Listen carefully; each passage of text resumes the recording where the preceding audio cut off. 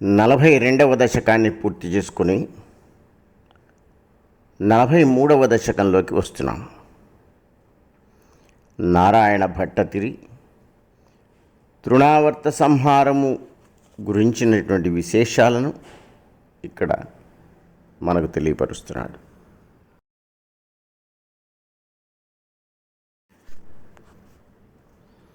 త్వాం ఏకదా గురుమరుత్పురనాథ ఓఢుం గాఢాతిరూఢగరిమాణమపారయంతి మాతా నిధాయ శయనే కిమిదం బతేతి ధ్యాయంత్యచేష్టతగృహేషు నివిష్టశంకా.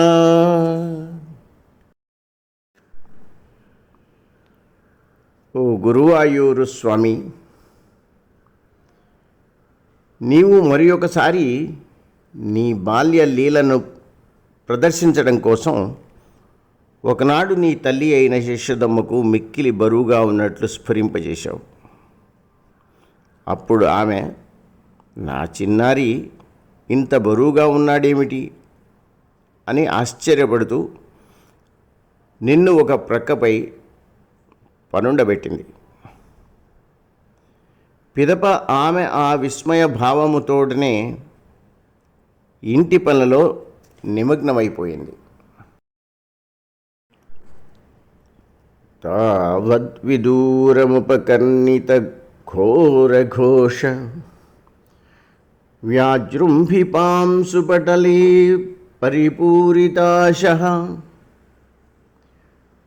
వాత్యావపుస్సకిల దైత్యవరస్తృణావర్తాఖ్యో జహార జనమానసహారిణం త్వాం. ప్రభు, ఆ సమయంలో చాలా దూరం నుండి భయంకరమైన శబ్దం వినపడడం మొదలుపెట్టింది. ఇంతలో విపరీతమైన దుమ్ములు అన్ని దిక్కులా వ్యాపించి ఉన్నాయి. భక్తజనుల చిత్తాలను దోచుకునేది నిన్ను తృణావర్తుడు అనే రాక్షసుడు సుడిగాలి రూపంలో ఎత్తుకొని పోవడం మొదలుపెట్టాడు.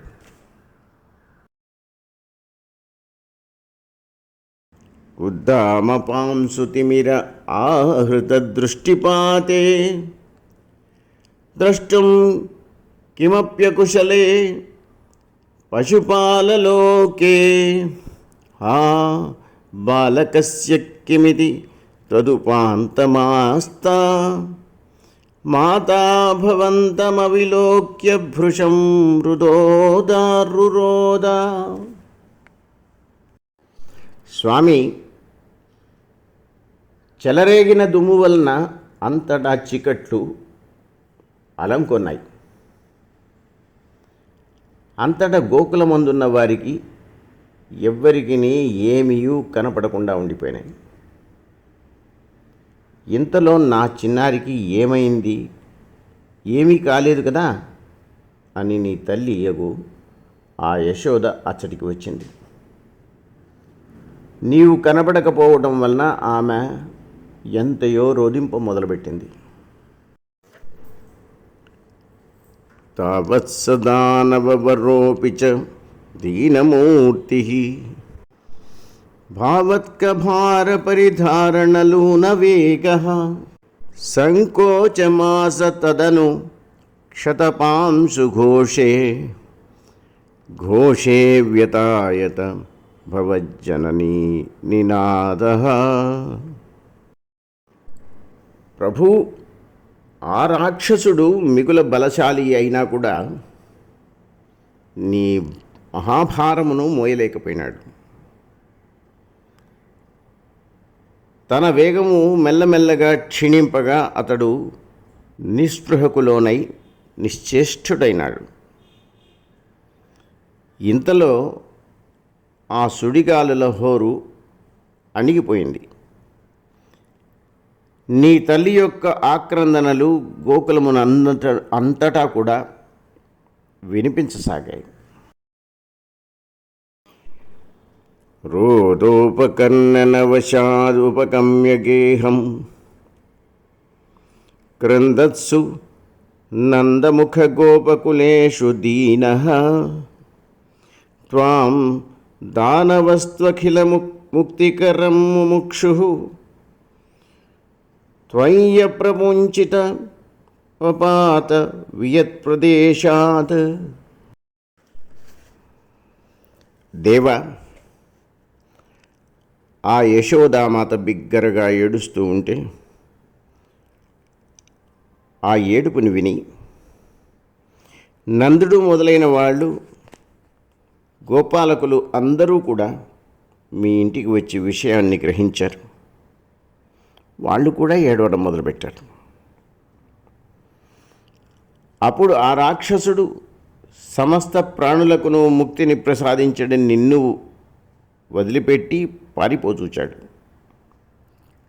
కానీ నీవు ఆ తృణావర్తుని విడిచిపెట్టకుండా ఉన్నావు.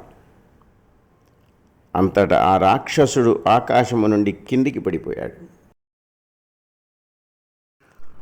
రోదాకులస్తదను గోపగణా బహిష్టపాషాణపృష్ఠభి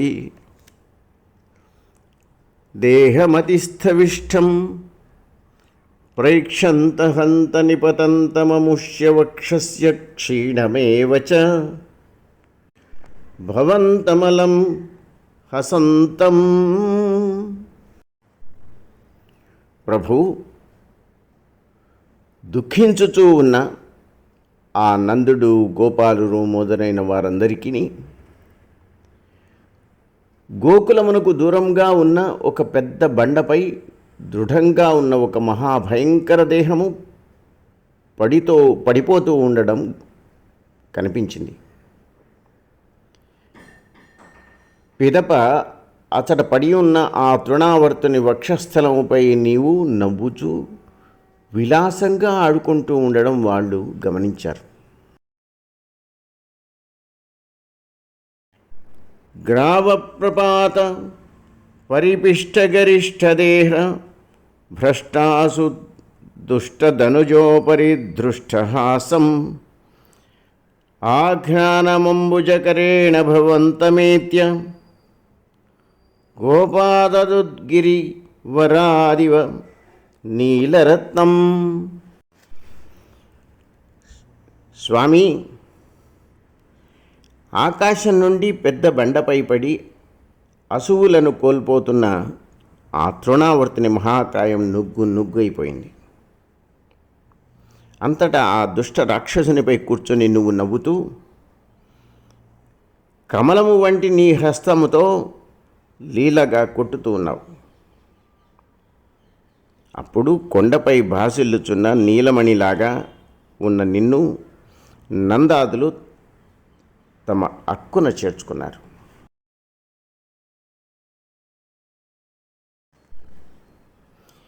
ఏకైకమాశు పరిగృహ్య నికామనందం నందాది గోపపరిరబ్ధ విచుంబితాంగం ఆదాతు కామ పరిశంకిత గోపనారీ హస్తాంబుజ ప్రపతితం ప్రణుమో భవంతం.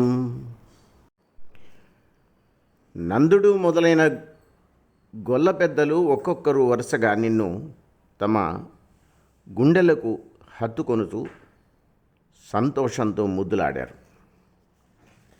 వాళ్ల తర్వాత గోపికలు కూడా నిన్ను ఆత్రతతో తమ చేతులలోనికి తీసుకొని సిద్ధమగుచుండగా నీవును నీ కరకమలములను వారి వైపు చాస్తూ ఉన్నావు.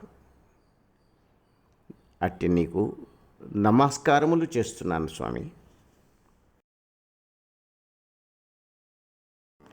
భూయోపి కిన్ను కృణమః ప్రణతాత్తిహారీ గోవింద ఏవ పరిపాలయత్తాత్ సుతం నః ఇత్యాది మాతర పితృప్రముఖైస్తదానీం సంప్రార్థితః త్వదన్వనాయ విభో త్వమేవ.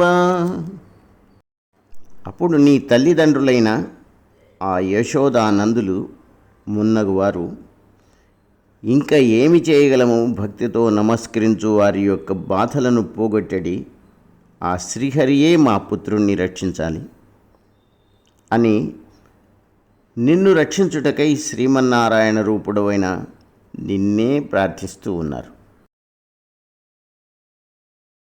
వాతాత్మకం ధనుజమేవ మయి ప్రధున్వన్ వాతోద్భవాన్ మమ గదాన్ కిమునో ధునోషి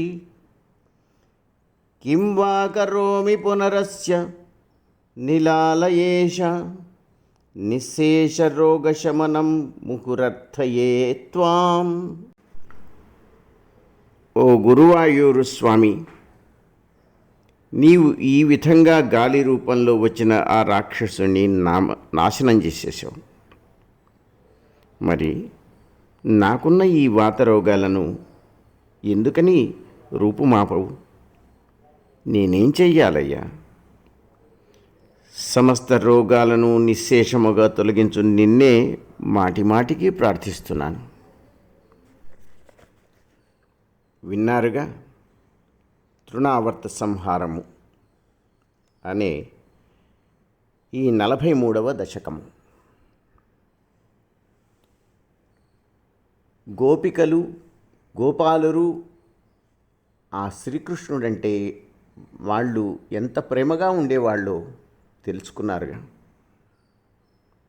అంతేకాదు, మన నారాయణ భట్టతిరి తన రోగాల్ని పోగొట్టమని ఆ పరమాత్ముని అనేక విధాలుగా ప్రార్థిస్తూ ఉన్నాడు. ఈ విధంగా తన యొక్క 43వ దశకాన్ని సమాప్తం చేస్తున్నాడు.